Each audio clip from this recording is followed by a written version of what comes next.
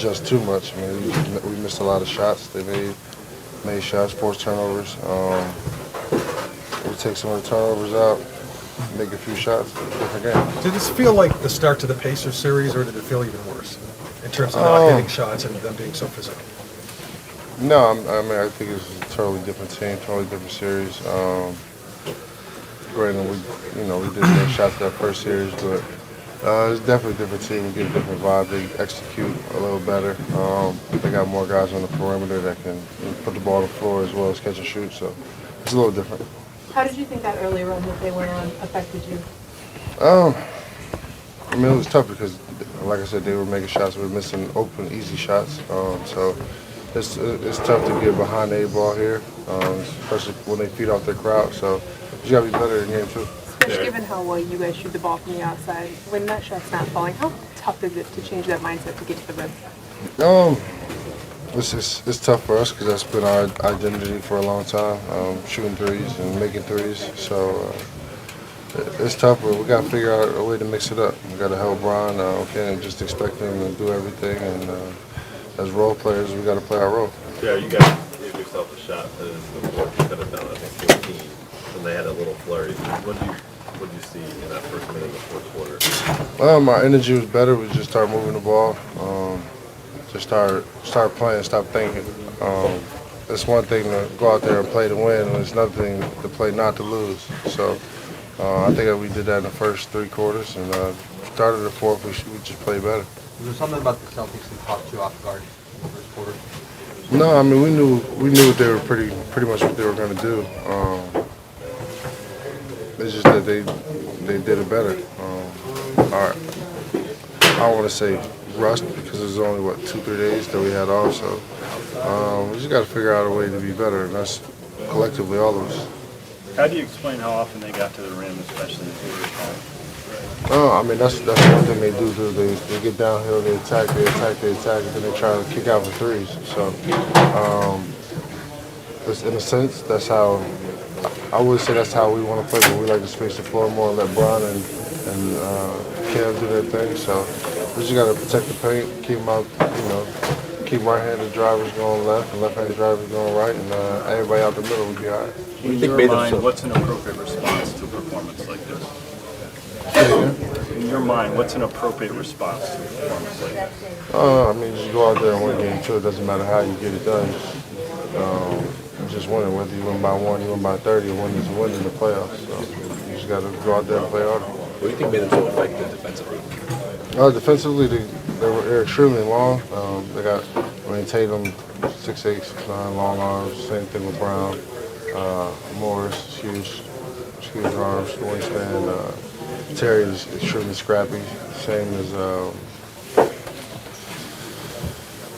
the other guys, and it's just tough.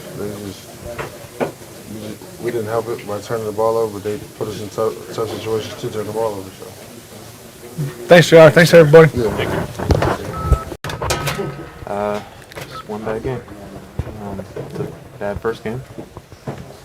There's lots of things we can do better in the next one.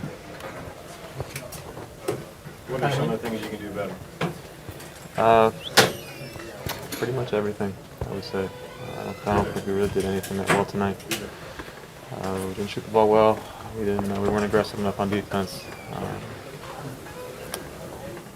Long list. Kyle, what made the Celtics so tough defensively? What's that? What made the Celtics so tough defensively? I think they do a really good job of loading up to our first action, and I don't think we played with enough pace to really get to a good second and third. So that's on us, and that's something we're going to look at. They had runs of 17-0 and 8-0 in the first quarter, and then a 7-0 run to start the fourth. It seemed to kind of put it away. Is there something about the nature of the way they played that makes those bursts possible, or is that you guys just missing shots and not keeping pace? I mean, basketball's a game of runs, and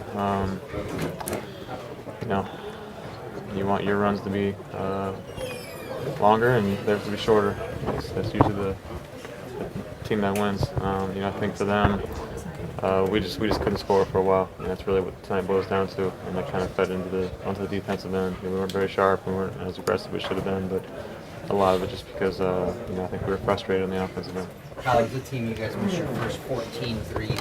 Did it feel like they were getting into you on the perimeter?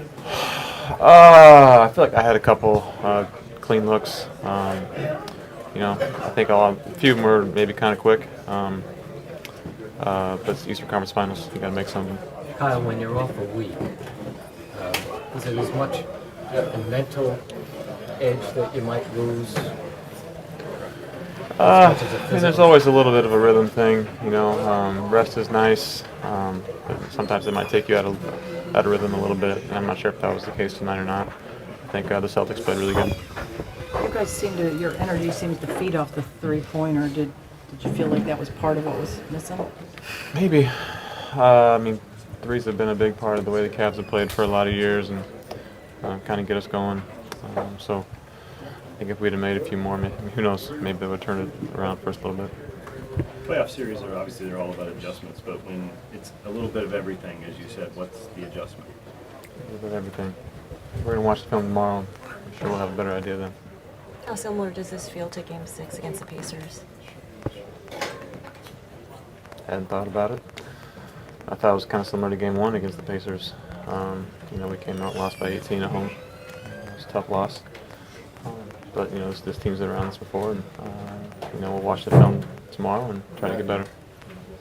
Thanks, Cal. Thanks, everybody. Thank you. Competitive edge, maybe as much as physical rhythm.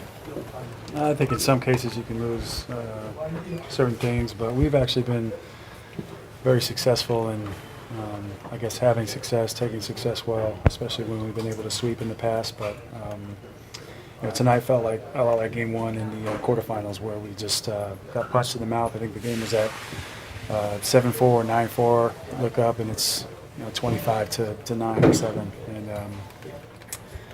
we're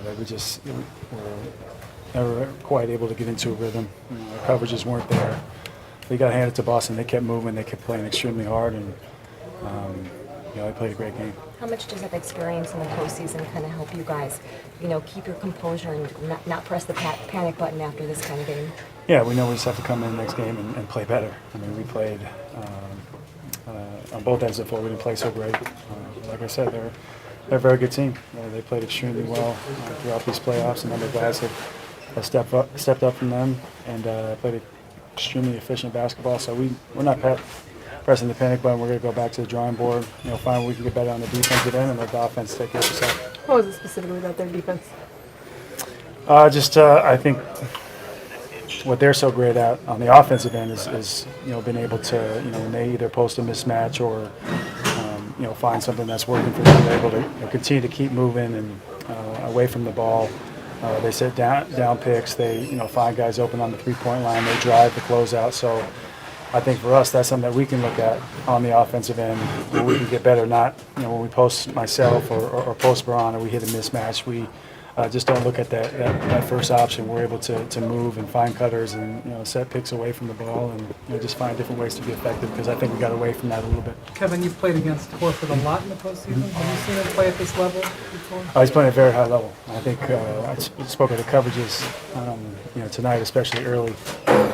He got some open looks, and he's been knocking not only that three ball down, but he's been passing the ball at extremely high level defensively. He's been great. So I think the guys that have been out, they have a lot of talented guys, and Horford is the guy that has been really the ace in the hole for them. He's been playing great basketball. When you're recovering him to the screen when you don't switch, it's kind of tough, right? Because he's been so good driving the ball too. Like you put Embiid on the skates a few times. Yeah, it's very tough, and he's really good at spraying to the guy out, whether it's in the corner or whether it's on the wing, and they get that swing action really well, and another guy can drive it and make a play for somebody else. But that's Brad Stevens basketball, and he's a great player for them because he's able to do a lot. All right, thanks, Kev. Thanks, everybody.